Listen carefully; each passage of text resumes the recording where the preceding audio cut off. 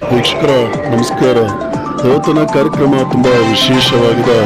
ಜಿಲ್ಲಾ ಕಾನೂನು ಸೇವೆಗಳ ಪ್ರಾಧಿಕಾರ ಬೆಂಗಳೂರು ಗ್ರಾಮಾಂತರ ಜಿಲ್ಲೆ, ತಾಲೂಕು ಕಾನೂನು ಸೇವೆ ಸಮಿತಿ ದೊಡ್ಡಬಳ್ಳಾಪುರ ಹಾಗೂ ಅರಣ್ಯ ಇಲಾಖೆ ಇವರ ವತಿಯಿಂದ ವಿಶ್ವ ಪರಿಸರ ದಿನಾಚರಣೆ ಕಾರ್ಯಕ್ರಮ ತುಂಬಾ ವಿಶೇಷವಾಗಿದೆ. ಬನ್ನಿ ನೀವು ಸಂಪೂರ್ಣವಾದ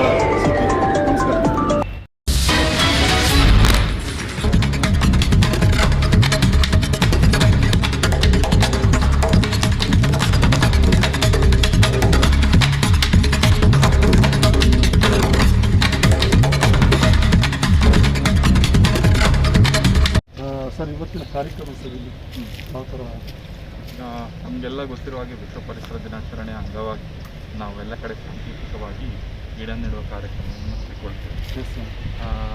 ನಾವು ಪ್ರತಿ ವರ್ಷದಾಗಿ ಈ ವರ್ಷವು ಕಾಡಿನಲ್ಲಿ ಸುಮಾರು 500 ಹೆಕ್ಟೇರ್ ಅಂದರೆ 1250 ಎಕರೆ ನರ್ಕ ನಿರ್ಮಾಣ ಆಗ್ತಾಯಿದೆ.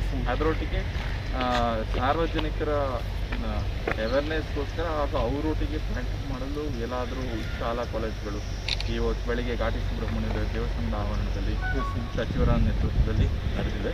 ಅದೇ ಥರ ಹಲವಾರು ತಾಲೂಕುಗಳಲ್ಲಿ ಆ ಶಾಸಕರ ನೇತೃತ್ವದಲ್ಲಿ ಅಥವಾ ತಾಲೂಕು ಮಟ್ಟದ ಅಧಿಕಾರಿಗಳ ನೇತೃತ್ವದಲ್ಲಿ ನಾವು ಅವೇರ್ನೆಸ್ ಮೂಡಿಸಕ್ಕಂಥ ಕಾರ್ಯಕ್ರಮವನ್ನು ಹಮ್ಮಿಕೊಳ್ತೇವೆ ವಿಶ್ವ ಪರಿಸರ ದಿನಾಚರಣೆಯ ಅಂಗವಾಗಿ. ಸರ್, ಅದೇ ಇತ್ತೀಚಿನ ದಿನಗಳಲ್ಲಿ ಈಗ ಅರಣ್ಯಗಳ ಕಡೆ ಜಾಸ್ತಿ ಈಗ ಒತ್ತು ಕೊಡಬೇಕು.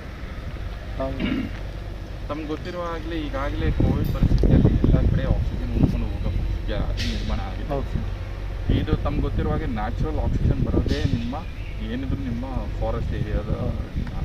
ತಮ್ಗೆ ಗೊತ್ತಿರುವ ಹಾಗೆ ಈಗ ಕೋವಿಡ್ ಪರಿಸ್ಥಿತಿಯಲ್ಲಿ ಒಂದು ರೂಮರ್ ಅಂತ ಹೇಳ್ತಿರೋ ಅಥವಾ ಲೆಸ್ ಡಿಸ್ಕೋರ್ಸ್ ಸೈನ್ಸ್ ಅಂತ ಹೇಳ್ತಿರೋ ಗೊತ್ತಿಲ್ಲ, ಬಟ್ ಹೆಚ್ಚು ಕಮ್ಮಿ ಜನರು ಆದಷ್ಟು ಕಾಡು ಹತ್ರ ಹೋಗೋಕ್ಕೆ ಇಷ್ಟಪಡ್ತಾರೆ. Because there is more supply of oxygen ಅಂತ. ಸೊ ಇವಾಗ ನಮ್ಮ ರಾಜ್ಯ ಮಟ್ಟದಲ್ಲಿ ಮಾತಾಡೋದಾದರೆ ನಮ್ಮ ಹತ್ರ 21% ಅಷ್ಟೇ ಅರಣ್ಯ ಭೂಮಿ ಇದೆ.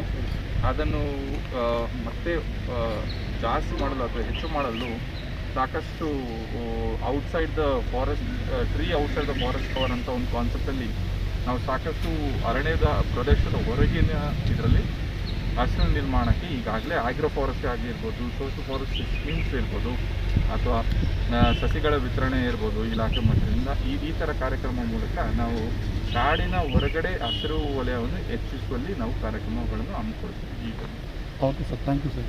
ಸರ್, ತಮ್ಮ ಹೆಸರು? ನನ್ನ ಹೆಸರು ಆಂಟನಿ.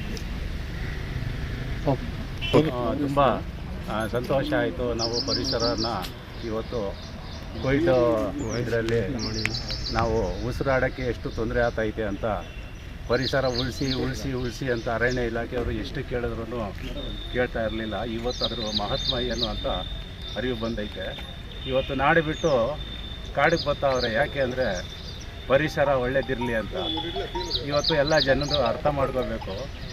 ಕಡಿಯೋಕ್ಕೆ ಮಚ್ಚಿಗಳು ಕಷ್ಟ ಆಗ್ತದೆ ಅಂತ ಮಿಷನರಿಗಳು ಬಂದವು ಇವತ್ತು ಕಡಿಯೋಕ್ಕೆ. ದಯವಿಟ್ಟು ಅವ್ರಿಗೆಲ್ಲ ನಾವು ಹೇಳೋದು ಇದು ಅಂದರೆ ಪರಿಸರ ಉಳಿಸಿ ಉಸಿರನ್ನು ಸ್ವಚ್ಛತೆ ತಗೊಳ್ಳೋಂಥ ಪರಿಸ್ಥಿತಿಗಳು ಬರಲಿ ನಮ್ಮ ನಾಡು ನುಡಿ.